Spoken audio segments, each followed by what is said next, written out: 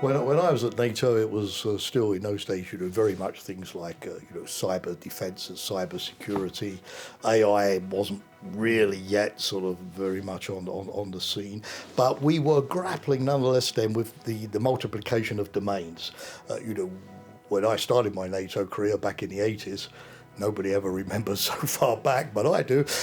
We basically had the traditional land, sea and air. And then afterwards, along came space, and then along came cyber. Now we also seem to have added a sixth one, implicitly, if not explicitly, which is data and digital and AI and quantum, all of the sort of processing of information, which also, of course, leads to information war and information campaigns, propaganda, disinformation, fakes, deep fakes, and all of the rest. When you look at these domains, do you think that there's one, like space, for example, which is overwhelmingly more important than the others?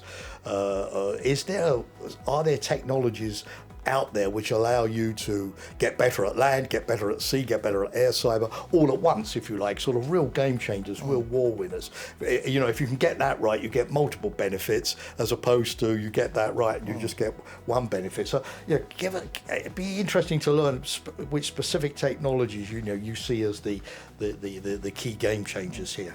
Yeah. I would say that all this hybridization of warfare, mosaic warfare, is of great importance, all the multi-domains. So, of course, we have the space, cyber, and cognitive domains emerging. And if you go into space, for example, it's critical for both the civilian and the military. And in the civilians, the space systems, it's a normal part of our daily work, our GPS systems and all that. And it's more than 50% of what we're doing is dependable on space today. And space as much as that already. Yeah. And also for the military, all our communications, navigation, surveillance, reconnaissance, warning systems and stuff like that has something to do with space. And also the geopolitical competition and weaponization of space is something we have to be very much aware of. Going into cyber, it's modern warfare today. It's a daily war. In milliseconds, microseconds, we have a cyber war going on. And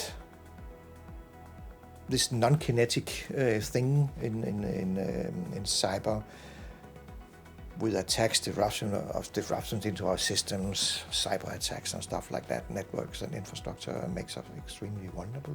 So working with that domain is something we should just continue on, and the digital transformation of NATO, I think that will be a huge impact on this one. And then we have the cognitive domain coming in, a brain.